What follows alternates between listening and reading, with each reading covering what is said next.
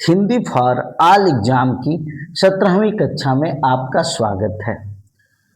आज हम लोग चलेंगे गुण स्वर संधि, बहुत इम्पोर्टेंट है। गुण स्वर संधि में मुख्यतः ए होगा, ओ होगा, अर होगा, अल होगा। ए ओ अर अल आप याद कर लीजिए, यही गुण होता है ए ओ अर अल। लेकिन ए ओ अर अल कैसे होता है?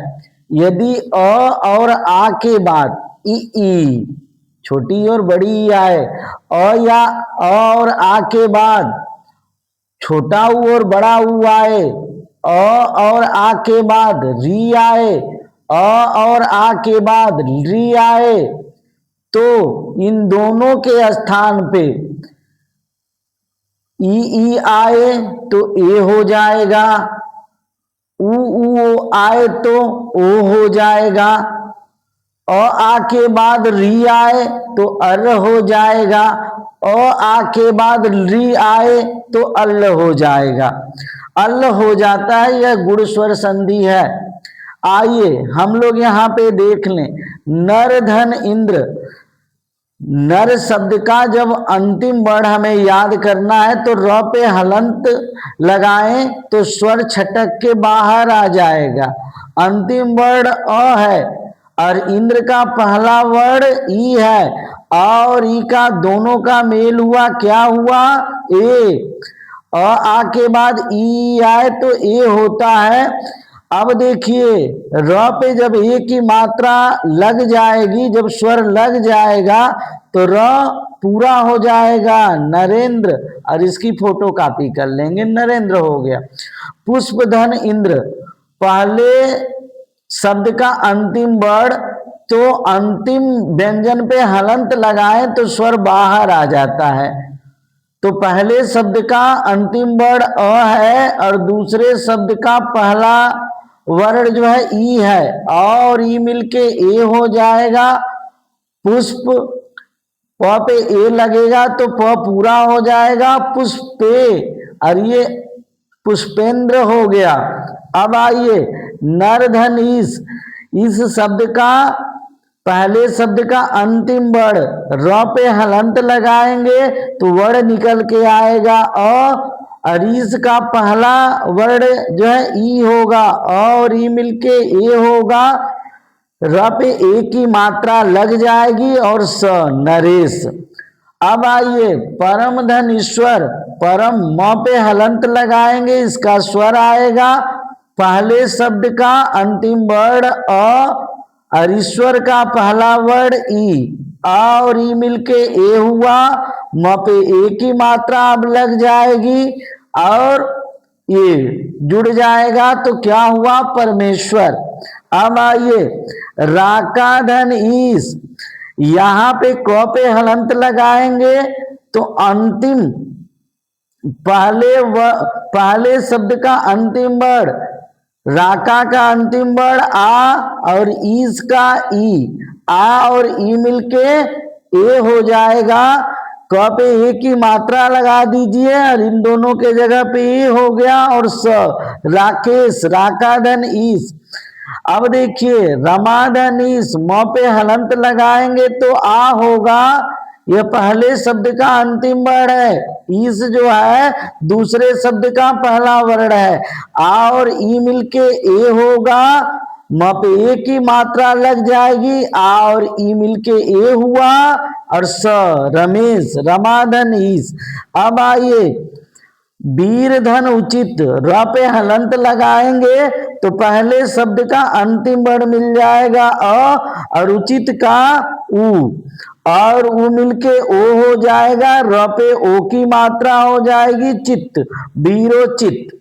आइए हित धन उपदेश, तो पे हलंत लगाएंगे तो पहले शब्द का अंतिम वर्ण अ मिल जाएगा, उपदेश का पहला वर्ण उ मिल जाएगा, और उ मिलके ओ होगा, तो पे ओ की मात्रा हो जाएगी हितोपदेश। बहुत अच्छी बात, आप लोगों को समझ में आ रहा होगा, ध्यान से वीडियो देखेंगे तो। सूर्य धन ऊर्जा, आप ही बताइए उड़ंतुआ र जो है यह के पहले है तो सूर्य पे जब हलंत लगाएंगे तो पहले शब्द का अंतिम वर्ण अ आ जाएगा। ऊर्जा का पहला वर्ण जो है दूसरे शब्द का पहला वर्ण बड़ा ऊ होगा ऊर्जा में, और बड़ा ऊ मिलके ओ हो जाएगा। अब यहां पे सूर्य में जब ओ हो जाएगा तो सूर्यो, और ये जा सूर्योर्जा, सूर्यधन ऊर्जा। नवधन उड़ा, व पे हलंत लगाएंगे, पहले शब्द का अंतिम वर्ण अ आया, उड़ा का ऊ, बड़ा ऊ, उड़ा ऊर्जा में बड़ा ऊ है, इस बात का ध्यान दीजिएगा। और ऊ मिलके ओ हो गया, और उस स्थिति में जो है न व पे ओ की मात्रा ओ ढा, नवोढ़ा। नवोढ़ा मतलब होता है नवयुति। अब देखिए समुद्र धन उर्मी, आप ध्यान से देख लीजिए, इसका वर्ण विच्छेद कर दे रहे हैं। स पे हलंत लगाएंगे, अ से मिलकर बना है स। म पे हलंत लगाएंगे, इस पे उ। अब यहाँ पे देखिए जो पूरा होता है, जो पूरा दिखता है वो आधा होता है, जो आधा दिखता है वो पूरा होता है। तो दो आधा है, र पूरा है, लेकिन र पे हलंत लगाएंगे तो अ होगा। र के साथ ह मिला है, और उर्मी में ऊ, और इसमें भी देखिए उड़ंतुआ र, आधा उड़ंतुआ र म के पहले आएगा, और फिर म और छोटी। तो समुद्र उर्मी का हमने पूरी तरह से वर्ण विच्छेद कर दिया, लेकिन पहले शब्द का अंतिम वर्ण समुद्र का अ हुआ, और उर्मी का दूसरे शब्द का पहला वर्ण उ हुआ, और उ मिलके ओ होगा। अब देखिए ये स हो गया, ये मुंह हो गया, ये द्रोह हो गया, ये तीनों मिलके द्रोह हो गया, द्रोह, ठीक है। और उसके बाद और यहां पे ये तीनों उड़ंतुआ र पहले और मी, समुद्रोर मी, समझ में आ चुका होगा। अब देखिए सप्तधन ऋषि, तो पे हलंत लगाएंगे और आएगा, और ऋषि का पहला वर्ण क्या है री, दूसरे शब्द का पहला वर्ण री, अब पहले शब्द का अंतिम वर्ण अ, पहले शब्द के अंतिम वर्ण से दूसरे शब्द के पहले वर्ण का मेल होता है, अ से री का मेल होगा, अल होगा, सप्त, तो जो है पूरा हो जाएगा अ से मिलने के बाद। ये उड़ंतुआ र, इसके पहले उच्चारण होता है सप्तऋषि। तो धन लिकार भैया, व पे हलंत लगाएंगे, अ आएगा, पहले शब्द का अंतिम वर्ण अ, लिकार का पहला वर्ण ली, दूसरे शब्द का पहला वर्ण ली, और री मिलके अल हुआ, और उस स्थिति में व में अ मिलेगा, व हो गया आधा लकार, तवल लकार। आपको ये बात समझ में आ चुकी होगी, नहीं समझ में आई होगी तो वीडियो एक बार फिर देख लीजिएगा। अब हिंदी साहित्य का इतिहास बड़ा इंपॉर्टेंट है एसआई एलटी एग्जाम के लिए। जो लोग हिंदी से तैयारी कर रहे हैं, एसआई में सारे क्वेश्चन यहीं से आएंगे। एक पुस्तक है भाषा योग वशिष्ठ, इस पुस्तक के रचनाकार कौन है, राम प्रसाद निरंजनी। आप लोग 9, 10, 11, 12 में जब विद्या क्वेश्चन बैंक या अपनी पाठ्य पुस्तक पढ़े होंगे तो उस समय जो है भाषा योग वशिष्ठ आई होगी, आपके पाठ्य पुस्तकों में भी है राम प्रसाद निरंजनी, और 1 नाइट फाइट किए होंगे तो कोई सीरीज पढ़े होंगे। तो राम प्रसाद निरंजनी भाषा योग वशिष्ठ के रचनाकार है। अब भाषा योग वशिष्ठ इसलिए फेमस है क्योंकि आचार्य रामचंद्र शुक्ल ने खड़ी बोली का प्रथम ग्रंथ इसको माना है। भाषा योग वशिष्ठ को आचार्य रामचंद्र शुक्ल ने खड़ी बोली का प्रथम ग्रंथ माना है। चलिए भैया, खड़ी बोली की प्रथम रचना किसको मानी जाएगी? आप कहेंगे अरे सर आप तो भाषा योग वशिष्ठ का भी नाम लिए थे। अब यहाँ पे 3 नाम है, कुछ लोग नासी केतोपाख्यान को मानते हैं, सदल मिश्र की नासी केतोपाख्यान को, कुछ लोग लल्लू लाल के प्रेम सागर को, और कुछ लोग जटमल की गोरा बादल की कथा को। लेकिन लेटेस्ट में आयोग ने सदल मिश्र के नासी केतोपाख्यान को खड़ी बोली की प्रथम रचना माना है। तो एकदम कंफर्म कर लीजिएगा, नासी केतोपाख्यान सदल मिश्र की आयोग ने माना है। खड़ी बोली का पहला प्रयोग किसके द्वारा किया गया था? तो जॉन गिलक्राइस्ट के द्वारा, जिन्होंने 1800 ईस्वी में फोर्ट विलियम कॉलेज की स्थापना की और उसमें सदल मिश्र नासिकेतोपाख्यान के रचनाकार और लल्लू लाल प्रेम सागर के रचनाकार ये भाषा मुंशी पद पे तैनात किए गए। तो सदल मिश्र की नासिकेतोपाख्यान को ही हिंदी खड़ी बोली गद्य की प्रथम रचना कहा गया। हिंदी साहित्य के प्रारंभिक काल के कुछ विभिन्न नाम हैं, आप लोगों को याद भी होगा, लेकिन मैं बता दे रहा हूं। प्रारंभिक काल को चारण काल किसने कहा? तो आप कहेंगे जॉर्ज ग्रियर्सन ने कहा। ठीक है, ग्रीच याद कर लीजिएगा, ग्रियर्सन ने चारण काल कहा। मिश्र बंधु चूंकि पंडित जी लोगों का बड़ा सारे लोग सम्मान करते हैं, तो आरंभिक काल जो है आरंभ मिश्र बंधु से कर लीजिएगा। अब प्रारंभिक काल जो है गणपत चंद्र गुप्त से कर लीजिएगा, बड़ा इंपॉर्टेंट है। भगवान गणेश की भी पूजा होती है, तो गणपत चंद्र गुप्त से प्रारंभिक काल कर लीजिएगा। आरंभिक काल जो है मिश्र बंधु। तो आरंभिक काल और प्रारंभिक एक ही होता है, तो यहाँ पंडित जी को समर्पित कर दीजिएगा, यहाँ गुप्ता जी को। गुप्ता जी बाद में आते हैं हमारी व्यवस्था के अनुसार, ऐसा हालांकि हम नहीं मानते हैं, लेकिन जो बना है। तो प्रारंभिक काल याद करने के लिए भैया, आचार्य रामचंद्र शुक्ल का तो सारे लोग जानते होंगे, वीर गाथा काल। राहुल संस्कृत्यायन चूंकि घुमक्कड़ प्रवृत्ति के थे, इसलिए सिद्धों और सामंतों की बाड़ी उनको याद आई, उन्होंने सिद्ध सामंत युग नाम रख दिया। महावीर प्रसाद द्विवेदी जो है हमारे बहुत पहले महावीर हनुमान जी को कहा जाता है भैया, और यह हमारे सृष्टि के शुरू से ही माने जाते हैं। तो बीज वपन इनके नाम पे याद कर लीजिए कि भाई इन्हीं के बीज से संसार की उत्पत्ति हुई है। याद करने के लिए भैया मैं उसमें जो है विश्वनाथ प्रसाद मिश्र, आप बताइए पूरा विश्व का जो नाथ होगा वो वीर होगा भैया, वीर काल।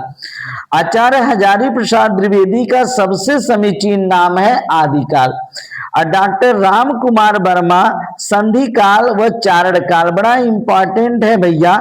और डॉक्टर मोहन अवस्थी, मोहन भी आधार स्तंभ के रूप में है भगवान श्री कृष्ण, तो मोहन अवस्थी आधार काल। एक बार फिर आते हैं भैया, चारण काल ग्रियर्सन ने ग्रीच याद कर लिए, मिश्र बंधु का आरंभिक याद कर लीजिए, गणपत चंद्र गुप्त का प्रारंभिक याद कर लीजिए, आचार्य रामचंद्र शुक्ल का वीर गाथा काल याद कर लीजिए, राहुल संस्कृत्यायन ने क्या कहा, सिद्ध सामंत युग याद कर लीजिए, महावीर प्रसाद द्विवेदी ने बीज वपन, क्योंकि सबसे बीज के रूप में ही उनको हम समझे कि नहीं भैया बहुत शुरुआत से है वो।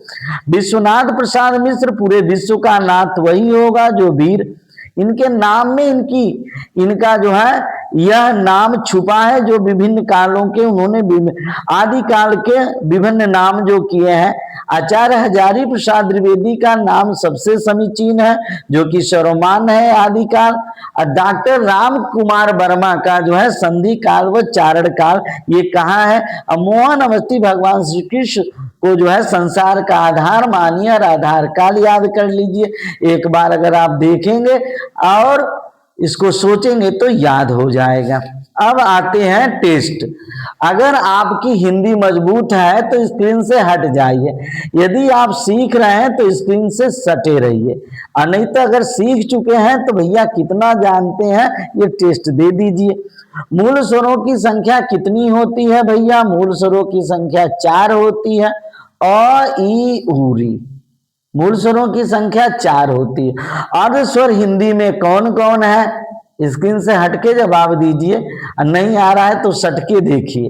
य व अर्ध स्वर जो है क्या है? य व। अनल का अर्थ क्या होता है? आप लोग समानार्थक शब्द को जानते होंगे। अनल का अर्थ जो है आग होता है और अनिल का अर्थ हवा होता है। सकल, जिसमें दंतव्य स है, उस सकल का अर्थ क्या होगा? आप कहेंगे सर संपूर्ण होगा। और सकल जो हमारी शकल होती है, चेहरा या सूरत जिसको कहते हैं। हालांकि ये दोनों मुसलमानी शब्द हैं, अरबी फारसी जिसके भी होंगे बाद में वो भी बता दिया जाएगा। अब है आपसे पूछा जाएगा कि कारक किसे कहते हैं। अरे भैया एलटी के प्री में न पूछा जाएगा तो मेंस में पूछा जाएगा, या कारक की डिफिनीशन देके पूछा जाएगा क्या कहा जाता है। तो संज्ञा या सर्वनाम का संबंध जब क्रिया के साथ हो या वाक्य के अन्य शब्दों के साथ जो हो तो उसी को हम कारक कहते हैं। अब इसमें जो है प्रसर्गों का प्रयोग होता है। कर्ता ने कर्म को करण से के द्वारा, आप जानते ही हैं, और संप्रदान को के लिए अपादान से अलग होना, संबंध का की के रारी रे नानी ने अधिकरण में पर संबोधन है। अरे आप याद कर लीजिएगा। अभिव्यक्ति क्या होती है? किसी व्यक्ति के विचारों, भावनाओं, इच्छाओं। आपके विचार हैं, आपकी भावनाएं हैं, आपकी इच्छाएं हैं, इसको चाहे शब्दों में व्यक्त कर दीजिए, कार्यों में व्यक्त कीजिए या किसी अन्य माध्यम से व्यक्त करिए। इसी माध्यम से व्यक्त करने की क्रिया ही अभिव्यक्ति है। अभिव्यक्ति मुख्यतः 4 प्रकार की होती है। आप हमें सुन रहे हैं, ये मेरी मौखिक अभिव्यक्ति है। अगर मान लीजिए सुन लेंगे, कल के डेट में आवाज को कम करके बड़ी स्क्रीन पे अगर हमारी वीडियो चलाएंगे तो उस समय लिखित अभिव्यक्ति द्वारा जो है संप्रेषण होगा आपके पास। जब किसी के सामने आप होते हैं, भाव भंगिमा करते हैं तो शारीरिक या अशाब्दिक अभिव्यक्ति होती है। और जब कलात्मक अभिव्यक्ति, जैसे कलाओं में जो छुपी रहती है, यह कलात्मक अभिव्यक्ति होती है। किसी खिलाड़ी के कला से भी आप प्रसन्न होंगे, किसी कलाकार से भी आप प्रसन्न हो सकते हैं, किसी ड्राइवर की ड्राइविंग से भी आप प्रसन्न हो सकते हैं, वो कलात्मक अभिव्यक्ति है। या सर्कस में भी कलाकार से आप जो है प्रसन्न हो सकते हैं। वह न मौखिक कर रहा है न लिखित कर रहा है, हाँ शारीरिक तो कर रहा है। और कलाकार जो अभिव्यक्ति देता है वह कलात्मक अभिव्यक्ति होता है। अब आज का अंतिम प्रश्न है, मॉन्टेसरी विधि क्या है? भैया मॉन्टेसरी विधि जो है एक बाल केंद्रित शिक्षण पद्धति है। मारिया मॉन्टेसरी ने जो है सबसे ज्यादा बल जो है किस पे दिया? उन्होंने रुचि पे दिया कि रुचि के अनुसार हम काम चुने और सीखने की गति हम स्वयं निर्धारण करें। और उन्होंने पूरी तरह से कर्मेंद्रियों पे बल दिया भैया कि जब बच्चा लिखना चाहे, मारिया मॉन्टेसरी ने मना किया कि 4 साल तक बच्चे को हम लिखवाएं नहीं, 5वें साल वो खुद लिखने लगेगा। इटली की महान चिकित्सक मारिया मॉन्टेसरी ने बाल केंद्रित शिक्षण पद्धति दिया जिसमें उन्होंने कर्मेंद्रियों पे बल दिया, बच्चों को रुचि के अनुसार काम चुनने और सीखने की गति निर्धारण करने की स्वतंत्रता दी। उन अपने रुचि के अनुसार काम करें। यह मारिया मॉन्टेसरी की शिक्षण विधि थी जो कर्मेंद्रीय प्रधान थी, काम चुनने की स्वतंत्रता थी, सीखने की गति बच्चा खुद डिसाइड करे। अब बाल केंद्रित शिक्षण है। इस प्रकार बिना समय वेस्ट किए अच्छी वीडियो और ज्यादा जानकारी पाने के लिए यदि आपको हमारी वीडियो अच्छी लगी होगी तो चैनल्स को सब्सक्राइब करें, शेयर करें, लाइक करें। Thanks for watching this video.